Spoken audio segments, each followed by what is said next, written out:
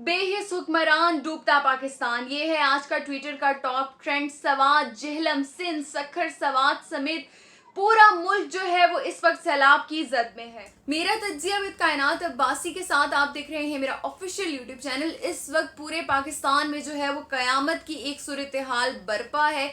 पूरा मुल्क जो है वो इस वक्त सैलाब की जद में है, सैलाब से मुतासिर है। तकरीबन जो है वो 1 लाख से जायद घर जो है वो तबाह हो चुके हैं। 1000 से जायद लोग जो हैं वो जाँ बहक हो चुके हैं। 8 लाख मवेशी जो हैं वो बह चुके हैं पानी में।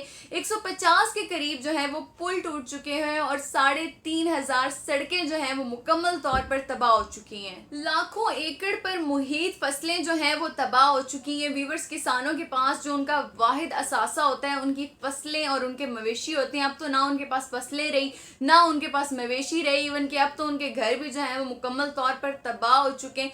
हुकूमत ने जो है वो आज जो भी सैलाब ज़दा इलाके हैं उनका दौरा किया है हेलीकॉप्टर के थ्रू और उन इलाकों का जायजा लिया है। जबकि इमरान खान साहब भी जो हैं वो उन इलाकों में गए हैं और लोगों से जाकर मिले हैं। लेकिन पिछले कई दिनों से ये सारी सूरत हाल चल रही है, तो आखिर पिछले कई दिनों से हुकूमत क्या कर रही थी, हुकूमत का क्या किरदार था, हुकूमत कहाँ थी? आज इन लोगों को याद आया है जब ये चीज़ इतनी ज़्यादा पीक पे चली गई है। कुछ दिन पहले जब ये सारी सिचुएशन स्टार्ट हुई, बलूचिस्तान का दौरा हुआ, लेकिन उसके बाद इस मसले को किसी ने भी जो है वो उस तरह से नहीं लिया। और आज जो है वो मुल्क की ये सूरत हाल है कि पूरा मुल्क इस वक्त डूब रहा है। हमारे मुल्क में डिजास्टर मैनेजमेंट के नाम से बड़े बड़े इदारे बनाए जाते हैं, इतने ज़्यादा फंड्स इकट्ठे किए जाते हैं, लेकिन क्या हो रहा है, क्या इकदाम किए गए हैं आज तक? अगर थोड़ा सा हिस्ट्री की जानिब जाया जाए तो 1970 में जो सैलाब आया था उसने तो बस्तियों की बस्तियां उजाड़ दी थी। उसके बाद जो 2010 में सैलाब आया उसे तो सुपर फ्लड का नाम दिया गया। लोगों को उस टाइम भी बहुत ज़्यादा नुकसान हुआ।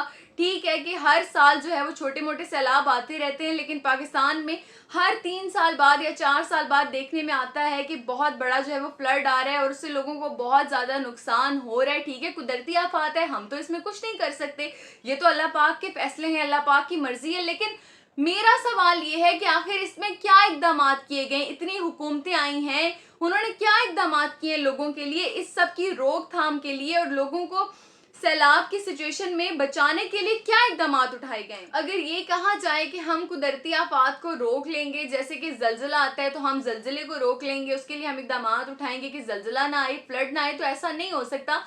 लेकिन जब हमें पता है कि हमारे पास एक पैटर्न सेट है कि 3-4 साल बाद जो है वो पाकिस्तान के अंदर एक बड़ा सैलाब आना है, और उस टाइम के दौरान जो है वो हमें 3-4 साल का अरसा भी मिल रहा है कि हम उसमें हिफाजती इकदाम करें, तो आखिर हम क्यों नहीं करते? हमारे जो मुल्क में डिजास्टर मैनेजमेंट के इदारे हैं वो क्या कर रहे हैं इस टाइम पे? उनका क्या किरदार है? जो फंड लिए जाते हैं वो फंड आखिर कहाँ जाते हैं? इस सूरत हाल में सिर्फ हमारी जो आर्मी होती है वो हर जगह स्टैंड ले रही होती है, फौजी जवान होते हैं जो हर मकाम पे हमें खड़े हुए नजर आते हैं, लोगों की मदद कर रहे होते हैं।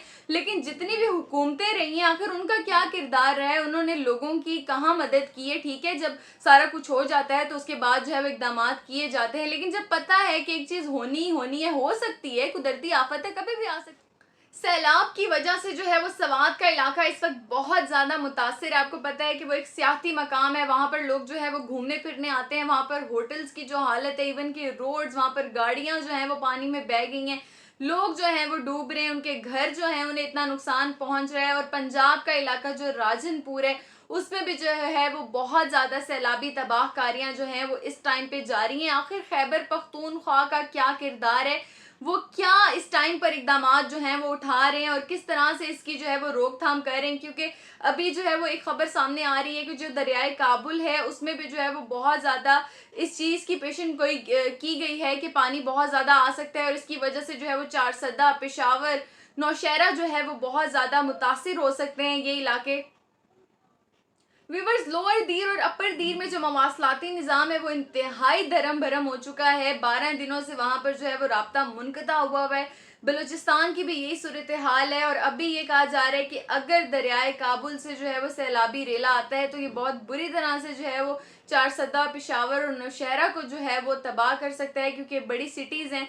तो अब जब ये सारी सिचुएशन आ रही है तो हमें चाहिए ना कि हम हिफाजती इक़दाम करें, हम इस चीज़ का वेट ना करें कि जी वहाँ से सैलाबी रेला आए और सारा कुछ जो है वो बह के चला जाए। जितना हमसे कंट्रोल होता है उतना तो एटलीस्ट हमें कंट्रोल करना चाहिए। हमें इस टाइम पे अगर किसी चीज़ की अपने मुल्क में ज़रूरत है तो वो प्लानिंग है, वो मनसूबा बंदी है। अगर इस तरह की चीज़ें की जाएँ तो यकीनन इस तरह की जो आफात आती हैं उनको जो है वो रोकने के लिए इकदाम किए जा सकते हैं। हमारे सामने कोरिया इतनी बड़ी मिसाल है कि वहाँ पर भी सैलाबी रेले आते हैं, लेकिन उन्होंने ज़ेरे ज़मीन जो है वो कुएं तामीर किए हुए, ताकि अगर इस तरह की कोई सिचुएशन होती है तो वो पानी जो है वो ज़ेरे ज़मीन चला जाए।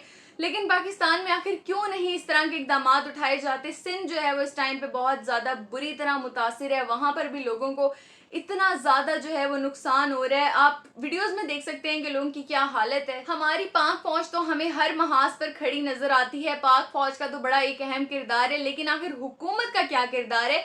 बाकी जो पॉलिटिकल पार्टीज हैं उन्होंने क्या इकदाम उठाए हैं? ये वक्त व्यूवर्स ऐसा नहीं है कि आप जो है वो सियासी दुश्मनियां करें या फिर आप ज्यादा दुश्मनियों को जो है वो उनकी आड़ में जो है वो एक दूसरे से लड़ते झगड़ते रहें। ये वक्त ऐसा है जब इन तमाम पॉलिटिकल पार्टीज को जो है वो हुकूमत को भी अपोजिशन के साथ मिलकर जो है वो इकदाम करने पड़ेंगे। अपनी जाती दुश्मनियों को, सियासी दुश्मनियों को बिल्कुल साइड पे रख कर जो है वो मिलकर जो है वो लोगों को इस मुसीबत से जो है वो निकालना पड़ेगा। बाकी आप लोगों से भी मैं यही रिक्वेस्ट करूंगी कि इस टाइम पर जितना हो सकता है सैलाब ज़दा मुतासरीन की जो है वो माली इमदाद करें, और अगर आप माली इमदाद नहीं कर सकते तो एटलीस्ट उनके लिए घर बैठकर दुआ ज़रूर करें।